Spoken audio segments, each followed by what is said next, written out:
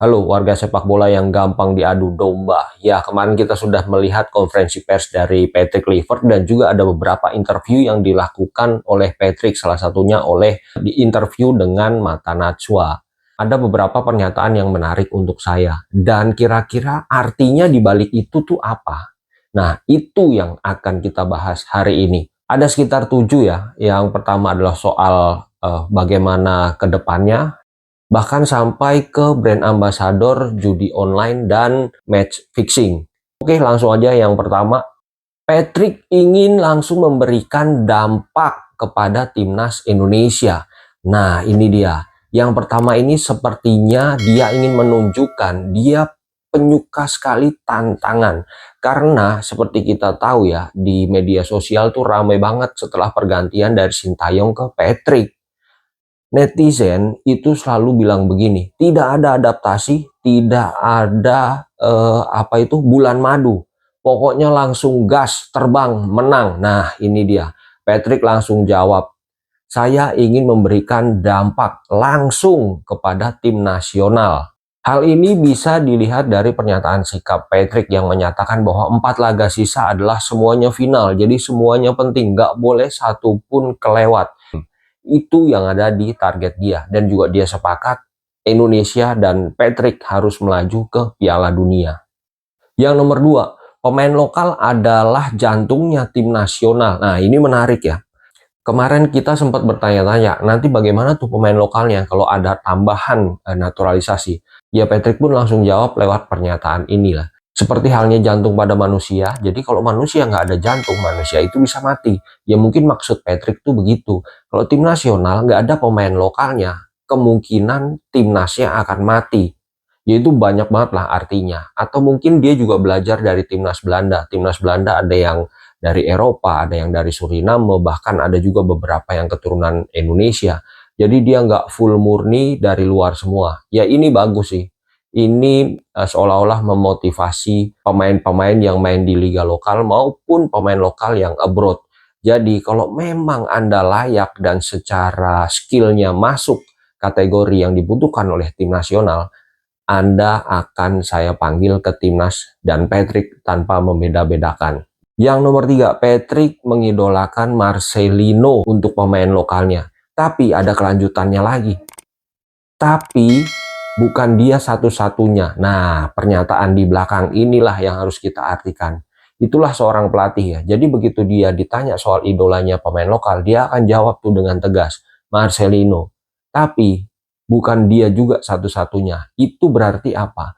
Membuka peluang yang lain untuk bisa diidolakan oleh Patrick dan dipanggil ke tim nasional.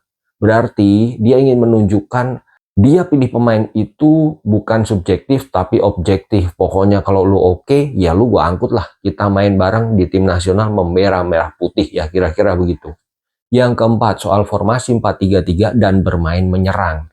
Menariknya di mana? Kalau pakai formasi 4-3-3 otomatis backnya itu ada 4, center backnya 2, wing back kanan kiri 2. Berarti akan terjadi persaingan ketat di posisi center back.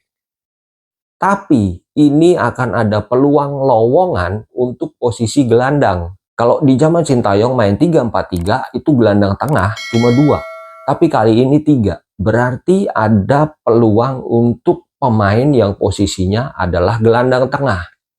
Kalau kemarin hanya Haye, Jenner, kemungkinan sekarang starting line up-nya 3 orang kan. Haye, Jenner, atau misalnya nanti ada Jairo Riddlewat gitu ya. Tapi ini berarti kan butuh cadangan 3 lagi. Ini membuka kesempatan untuk Ricky Kambuaya, untuk Marcelino, untuk Aon bersaing. Yang kelima, Patrick Kluivert menjanjikan permainan sepak bola yang atraktif dan menarik. Menurut dia bermain itu ya ball position, kemudian mencetak gol. Di saat ditanya apakah nggak sulit nanti penerapannya, dia bilang ya enggak, karena ini saya tinggal meneruskan aja. Karena basic permainan kemarin sudah dibentuk dari zaman Sintayong. Menurut dia Sintayong adalah pelatih yang sangat baik. Dia meninggalkan legacy sehingga untuk membentuk pemain pada saat ini tidak sulit. Tapi Kluivert kembali lagi bilang, tapi juga tergantung pemain. Kalau memang pemain nyaman, ya ayo. Kalau enggak, ya semua disesuaikan. Dan dia juga sangat terbuka untuk menerima saran. Yang keenam, yaitu dia akan memperhatikan waktu bermain untuk pemain diaspora di luar negeri. Apakah pemain diaspora itu dapat menit bermain yang cukup atau sekedar menghangatkan bangku cadangan? Karena menurut dia, walaupun dia bermain di luar negeri, kalau dia tidak mendapatkan menit bermain, dia hanya fit secara fisik, tapi belum tentu fit secara permainan. Jadi belum tentu dia bisa langsung nyetel karena tidak terbiasa dengan atmosfer pertandingan. Nah, ini membuka peluang kepada pemain yang bermain di Liga 1, kemudian dia memang menjadi pemain reguler di timnya. Egy, Witan, Rido, Ricky Kambuaya, dan lain-lain. Anda mendapatkan menit bermain yang cukup, Anda akan dipantau oleh Kluivert.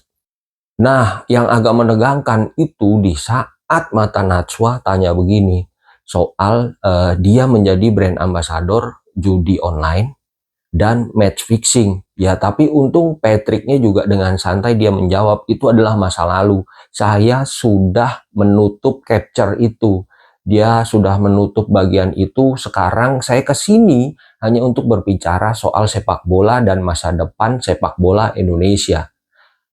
Dan ya Najwa merasa juga dia, kayaknya dia memang nggak mau jawab soal ini. Jadi pertanyaan itu nggak diteruskan lagi. Akhirnya suasana kembali mencair lagi. Ya, secara keseluruhan menurut saya komunikasi Patrick bagus. Itu terbukti juga dari beberapa pakar komunikasi yang menilai komunikasinya Patrick itu oke banget ya. Semua terstruktur, disampaikan dengan baik. Dan sepertinya memang sudah siap. Patrick sangat siap sekali, sangat percaya diri sekali. Dan dia juga punya ambisi, punya cita-cita untuk ke depan lebih baik lagi. Ya, semoga yang masa lalunya itu nggak mempengaruhi masa sekarang. Semua benar-benar sudah ditutup dan melihat ke masa depan untuk perkembangan lebih baik tim nasional Indonesia. Oke, sampai jumpa. Jangan lupa subscribe.